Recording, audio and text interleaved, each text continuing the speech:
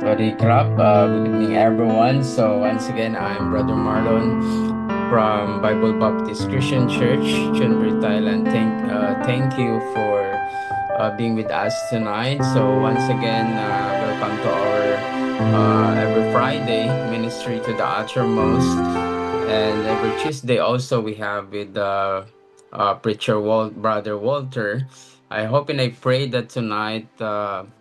The Holy Spirit will guide us and work upon our hearts tonight. And before that, before we pray, I would like to gather some prayer requests. If you have, feel free to write down there. We have comment section in this live streaming, so you can type it there if you have prayer requests and whatever you want to be prayed to your family, into your career, and even to your work, and whatever. Feel free to write, and even our friends here, so you can uh, please pray also while you're having our uh, Bible study and discipleship group. So include me in your prayer, and Brother Walter and Pastor Jerry also. Please pray, and Brother Mark. So I pray that God will bless, especially the church, all our different ministries. So include in all your uh, prayers. All right. Okay, so let us pray. Kung wala na kayong um, prayer request. By the way, so good evening pala sa lahat and sa family ko dyan sa Pilipinas. Take care, and even to the family of my wife, so take care because, di maganda yung panahon, may baha, and the weather is not good. So you're always in my prayers. Even my friends there, good evening to all of you. I hope that naka-dinner na po kayo, nakapanyapo na sa Ilonggo, and nakakain na. So, all right, so let us pray. Heavenly Father, thank you, Lord, this evening. Thank you, Lord, for your grace and mercy upon us, oh God. I pray, Lord, you cleanse our hearts tonight to all the people that are listening right now. I pray, Lord, you give us, Lord, mercy and grace. I pray, Lord, that your name be glorified, that what we are doing right now in our live streaming, oh God, the ministry to the uttermost from Bible Baptist Christian Church, Chunbury, Thailand. I pray, Lord, you bless the ministry, the church, and Lord, I pray, Lord, you forgive all our sins, cleanse our hearts, give us, Lord, the message. I pray, Lord, that you speak to our hearts tonight according to our needs, oh God. Lord, we commit everything to you, Lord. Be with us in Jesus' name, amen. Okay, so before that, let us listen first the special number.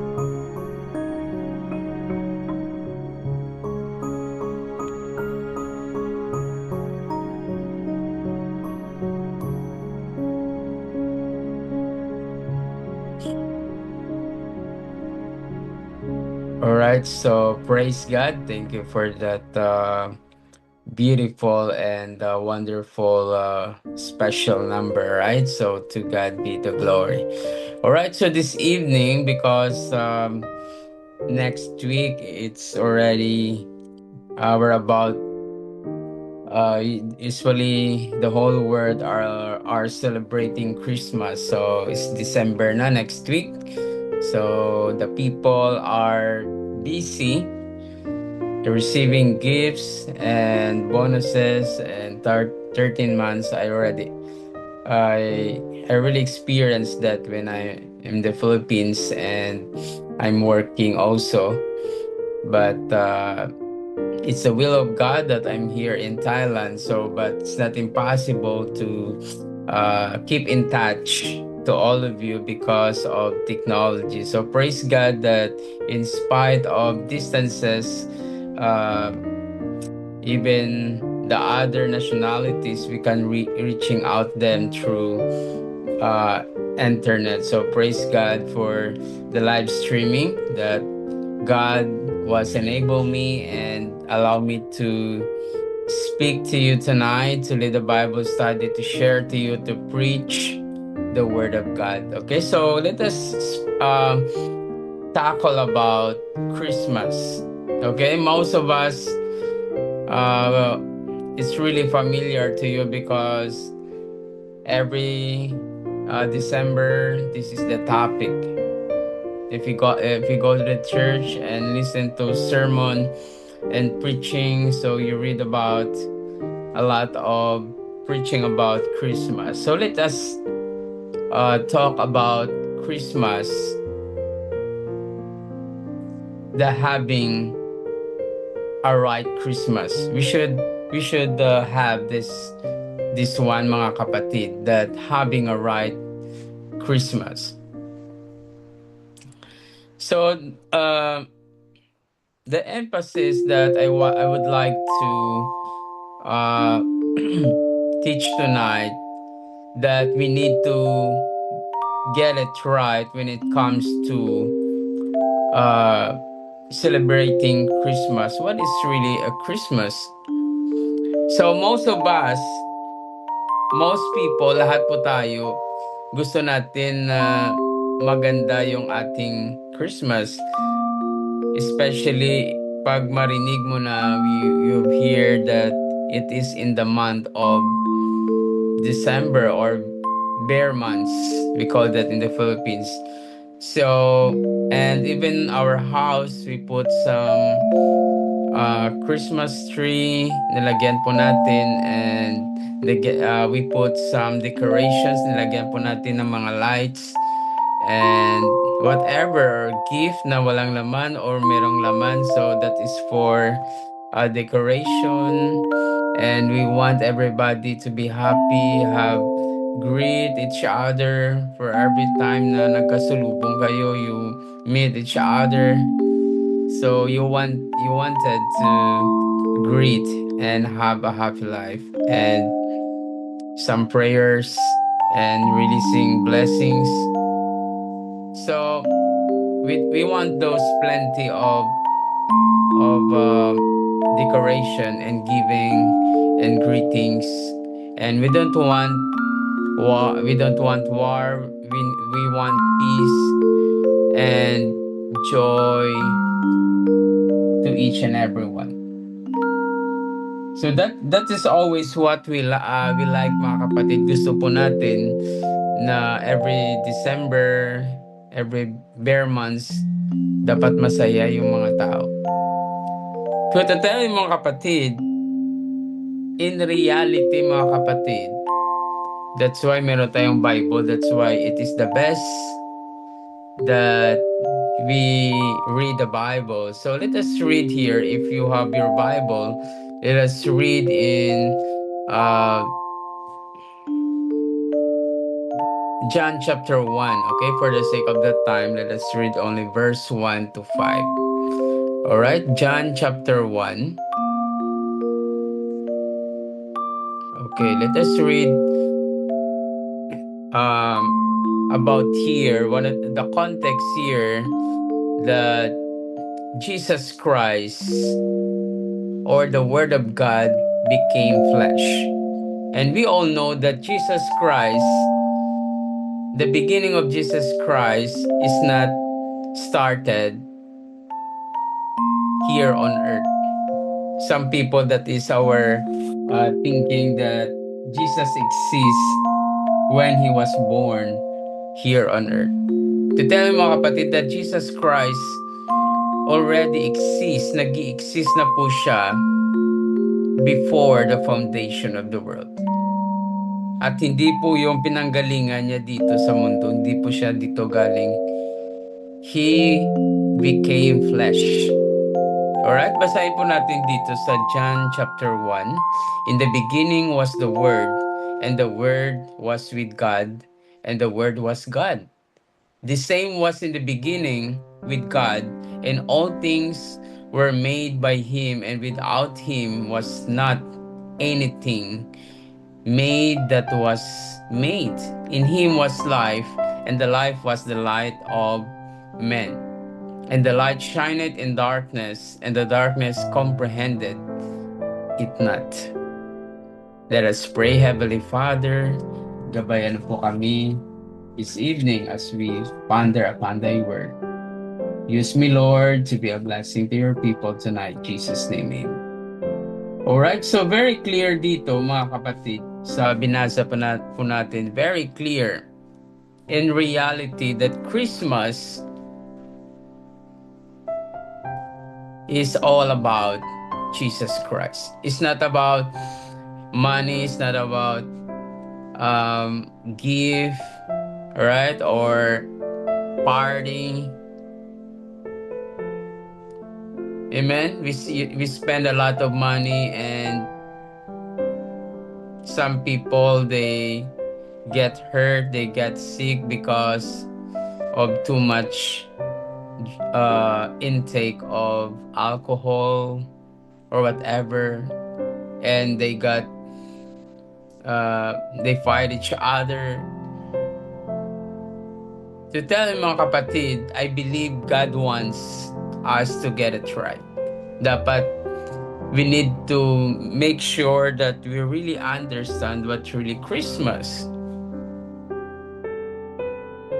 I believe that Jesus Christ, mga kapatid, He is not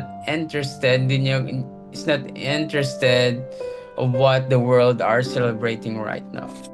Having a party, and sometimes we forgot the real celebrity. Amen. The forgotten Christ.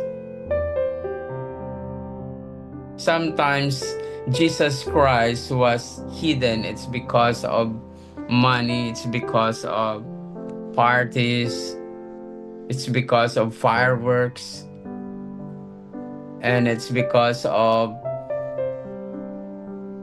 those people that giving gift, like the famous guy that giving gift and wearing red hot, right? But Jesus Christ is hidden by the world, the unforgotten Christ. Amen. We forgot Jesus Christ. So, the question tonight, mga kapatid, how can we have the real Christmas in our life? How to make it right? So, ano po yung kailangan natin, mga kapatid, na dapat natin maintindihan and we change in our lives that will allow Christmas to be a time of blessing and wonder, instead of being stress and tension. Stress po tayo eh. Kasi pag every December or the moment that we celebrate the New Year and Christmas, it should be we have money. Amen? Nalulungkot kapag wala kang gift, wala kang regalo. Amen? Pag wala kang party, hindi ka naka-attend ng party, you are sad, mga kapatid. So this passage na binasa natin kanina reveals, mga kapatid, some important points that if we are to have a right Christmas, mga kapatid. So, in verse 1 and 2, mga kapatid, binasa natin there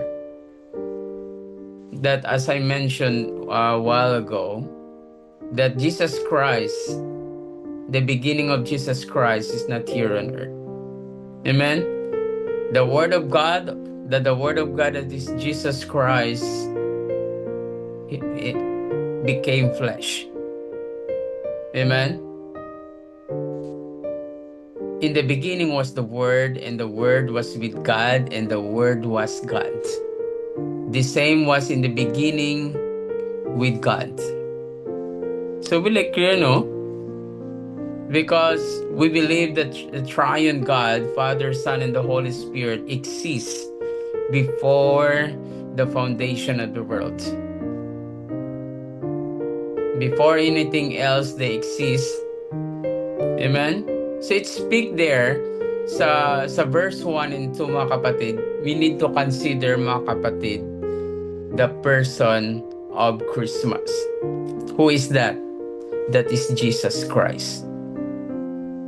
Dapat natin maintindihan, mga kapatid, sino po yung sinicelebrate natin. Amen?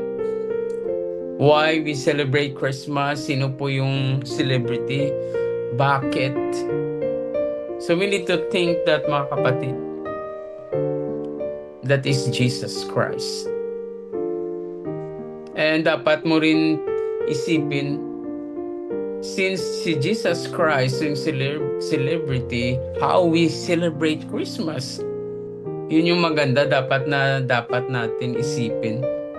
Especially the world are approaching their biggest party and celebration starting in the first day of December. To tell you, mga kapatid, you think now that in verse 1 and 2, Jesus Christ is eternally God. Right? In the beginning was the Word. That is the Word of God. That is Jesus Christ.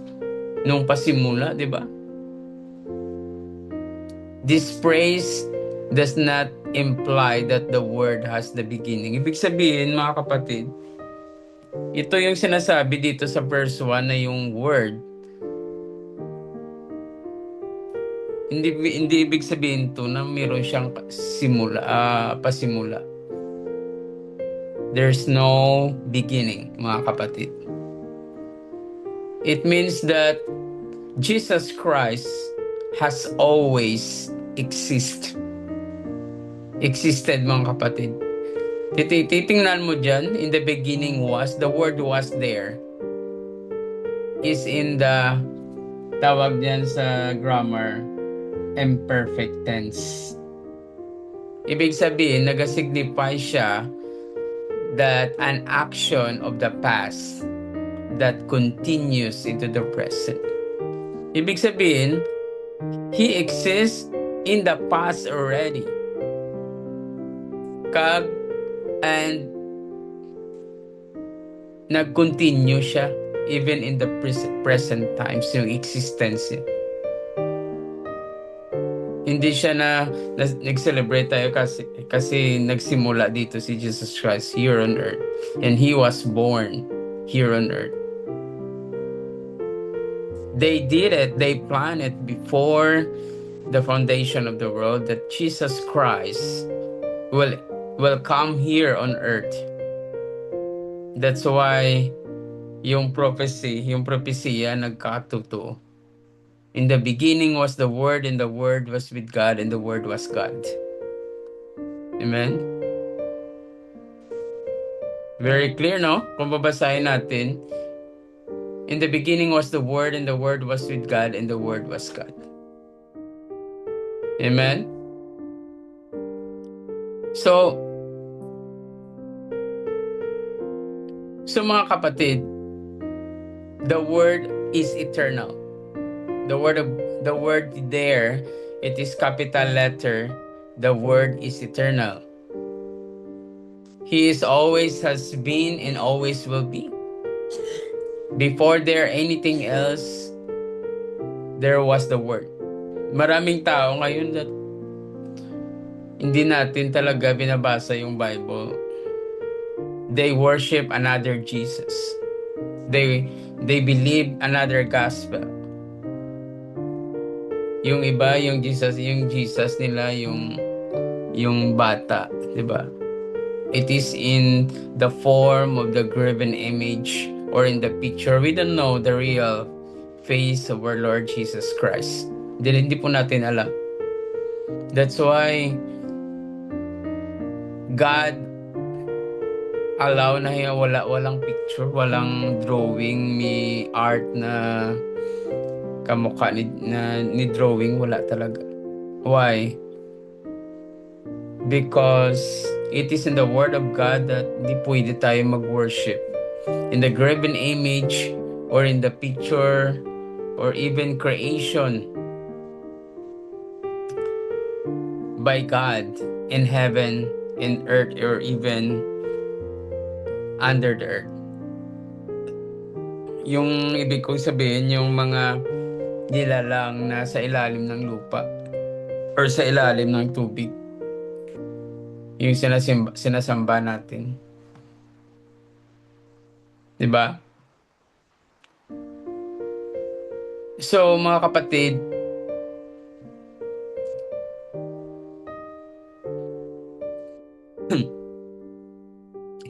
we need mga kapatid na dapat maintindihan po natin na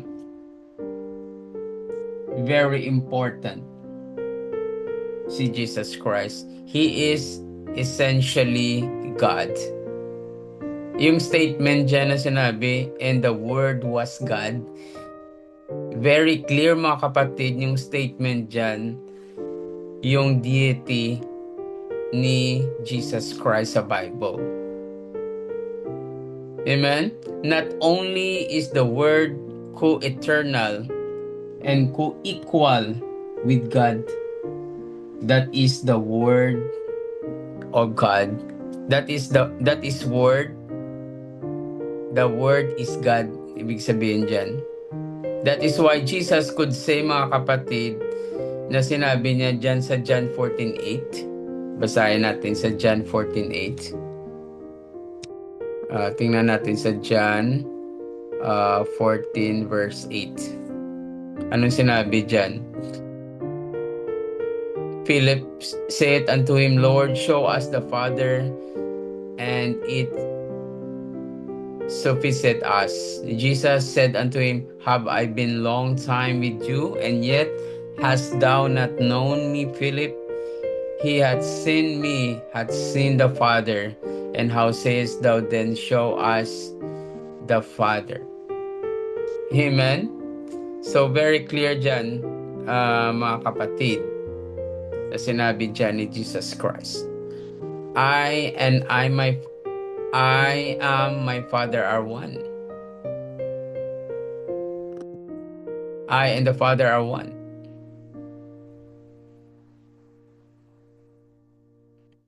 So, pero hindi sinabi dyan ni Jesus Christ na I am my Father are one. Hindi niya sinabi dyan, no? Only Jesus can say and be 100% accurate. So, ibig sabihin, they exist already. Even in Genesis, sinabi nila dyan sa pag-create ng mundo that let us make, pag-create nila ng tao, let us make man in our image. It is a plural. Ibig sabihin, hindi siya nag-iisa. And the Holy Spirit and God the Father and Jesus Christ is there.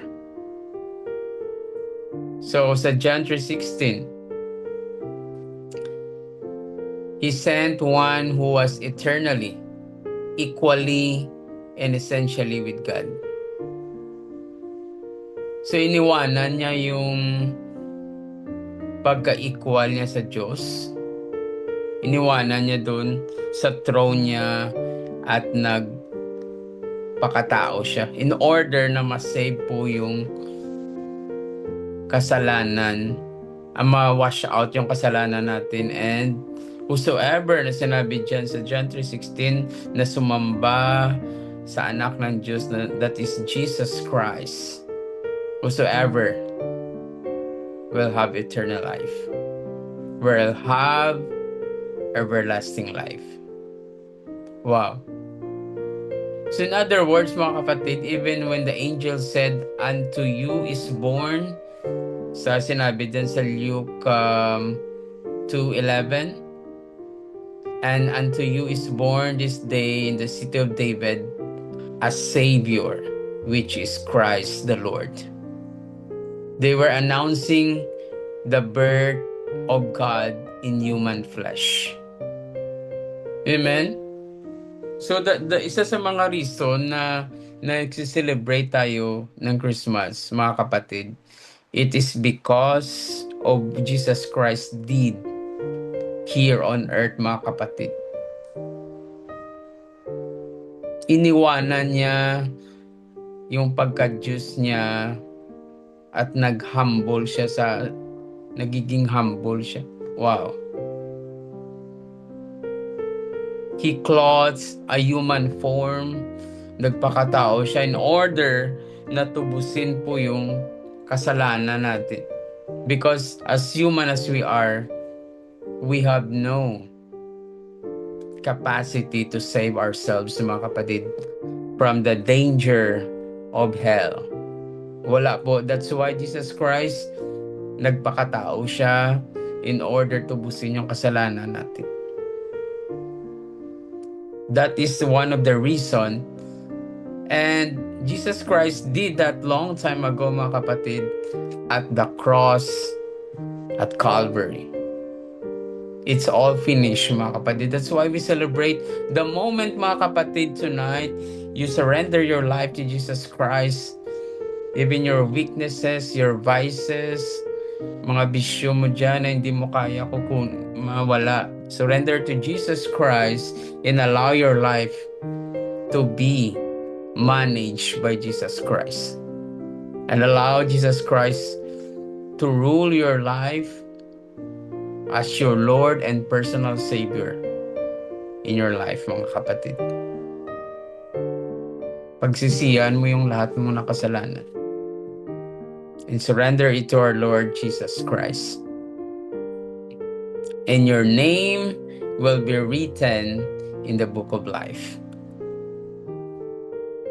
That's why, mga kapatid, in Jesus did it and have victory long time ago at the cross of Calvary. Hindi napigilan niya ng demonyo. So that's why, mga kapatid, we celebrate Jesus Christ was risen from the dead. Amen?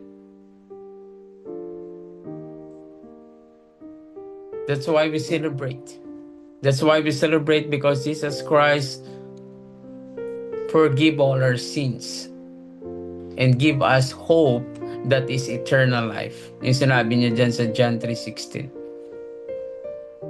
It's not the party, mga kapatid. Hindi yung pag-celebrate natin ng Christmas, hindi na mag-celebrate ng Christmas na magiinuman kayo dyan na magdamag. It's not the right way of celebrating a Christmas. It's a real worship, mga kapatid. We should worship God in spirit and in truth. Dapat maganda yun na pag-celebrate natin. We worship, amen? It should be in the church. That is the best. We fellowship, we pray together, we listen to the Word of God. Makinig po tayo ng banal na salita ng Diyos. Yun yung dapat na celebration. Pag merong isa na maligtas yung kaluluwa niya, that is a real celebration, mga kapatid. Kung mag-humble ka lang ng sarili mo, ng puso mo, you humble yourself sa Panginoon at mag-pray ka ngayon, mga kapatid. Yun yung pinaka-the best. Sang sa magsakit ulo mo dyan sa kaiinom o party o ano dyan na sobrang lungkot ka kaya wala kang bonus kasi parati ka ng absent. So it's not the real essence of Christmas. To tell you, mga kapatid, Jesus Christ is the reason why we celebrate Christmas. Why we are victorious, mga kapatid, is because Jesus did that long time ago. He sacrificed His life for the sake of us. Amen? Ayun yung dapat nating isipin ngayong December na nalulungkot ka kasi walang may nagbigay sa iyo ng gift. Diba?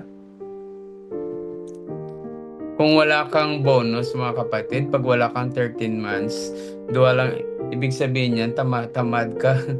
Hindi ka binigyan ng boss mo kasi you're not work. But to tell you, mga kapatid, kahit if you are a real Christian, mga kapatid, pag totoo kang Kristiyano, pag andyan yung si Jesus sa buhay mo, hindi ka tamad. You are dedicated sa iyong trabaho, you're dedicated in your business, and God will bless you.